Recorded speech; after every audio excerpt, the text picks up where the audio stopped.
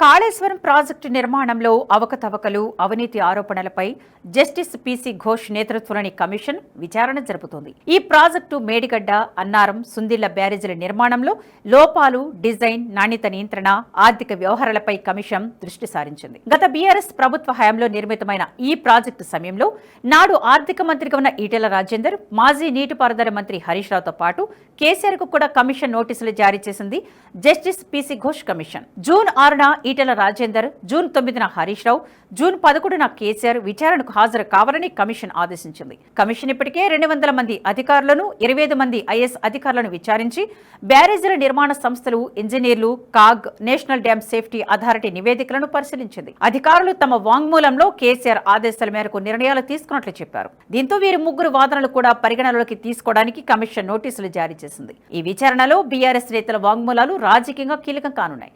June 30 నాటికి commission తుది నివేదికను ప్రభుత్వానికి సమర్పించాలని లక్ష్యంగా పెట్టుకుంది.